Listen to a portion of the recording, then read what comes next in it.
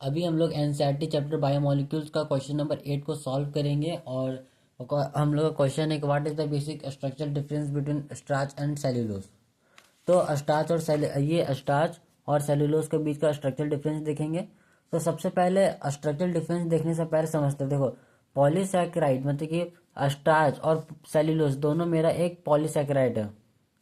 ठीक है, तो यहाँ पे एल इसको कंसिडर करिएगा। हाँ, स्टार्च और सेल्यूलोज दोनों पॉलीसेकेराइड है, ये बात आप लोग जानते हैं। और स्टार्च का दो टाइप्स होता है, एमिलोस और एक एमिलोपैक्टिन। तो यहाँ पे ये मैंने स्टार्च का स्ट्रक्चर बना दिया है। यहाँ पे जो है ना, ये alpha D plus minus glucose है। देखिए ये ग्लूकोज का स्ट्रक्चर है। देखिए यहाँ पे इसमें भी मेरा ग्लूकोज का स्ट्रक्चर है और इसमें भी ग्लूकोज का स्ट्रक्चर है, लेकिन यहाँ पे मेरा अल्फा ग्लूकोज है और यहाँ पे क्या है, मेरा बीटा बीटा ग्लूकोज है।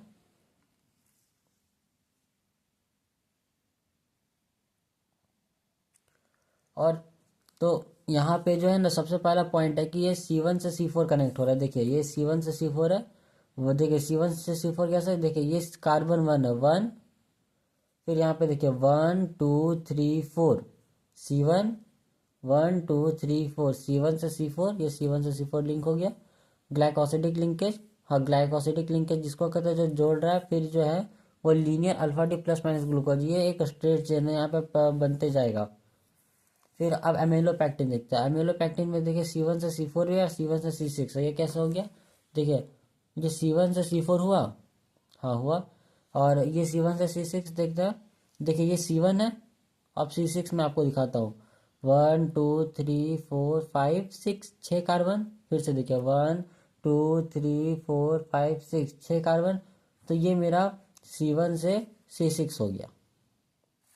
तो यहाँ पे मेरा C1 से C4 ही देखने मिलता है, लेकिन यहाँ पे मेरा C1 से C4 तो देखने मिलता है, साथ ही साथ हमको C1 से C6 भी देखने मिलता है।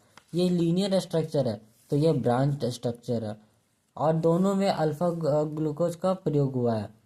तो देखिए वो मैंने लिख दिया कि यहाँ पे एमिलोस में C1 से C4 है, जबकि एमिलोपैक्टिन में C1 तो C4 तो है ही, लेकिन साथ में C1 C6 भी है।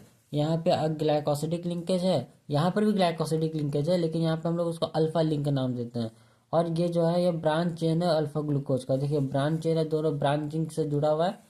और ये लीनियर भी है, ब्रांच भी है, देखिए है ना, तो ब्रांच चेन हुआ। और ये सिर्फ लीनियर चेन है। अब देखिए सेल्यूलोज, सेल्यूलोज जो होता है ये इस तरह से इसका स्ट्रक्चर बनता है। इसको बीटा ग्लूकोज है, यहाँ पे बीटा ग्लूकोज का प्रयोग हुआ है। यहाँ पे मेरा अल्फा ग्लूकोज का प्रयोग हुआ और यहाँ पे अल्फा लिंक हो गया। यहाँ पे बीटा ग्लूकोज का प्रयोग हुआ और यहाँ पे बीटा लिंक बन गया। तो यहाँ पर C1 से C4 कनेक्टेड है। सी देखिए कि C1 हुआ, ये 1 2 3 4 C1 से C4, और ये स्ट्रेट चेन पॉलीसैकेराइड है। तो ये दोनों के बीच का अंतर है, एक बार मैं सब क्लियर कर देता हूँ। देखिए स्टार्च और सेल्यूलोज दोनों एक पॉलीसैकेराइड है। एमिलोस, ये एमिलोस और एमिलोपैक्टिन दोनों में क्या अंतर होता है। दोनों में अंतर है कि यहाँ पे C1 से C4 है, यहाँ पे C1 से C4 थे, लेकिन साथ ही साथ C1 से C6 भी है। और फिर यहाँ पे अल्फा ग्लूकोज जो है और यहाँ पर भी अल्फा ग्लूकोज है, जबकि यहाँ पर जो है वो C1 से C4 ही देखने मिलता है। यहाँ पे बीटा ग्लूकोज है और बीटा लिंक है, ये स्ट्रेट चेन पॉलीसैकेराइड है। आई होप आपको समझ में आया होगा। Thank you.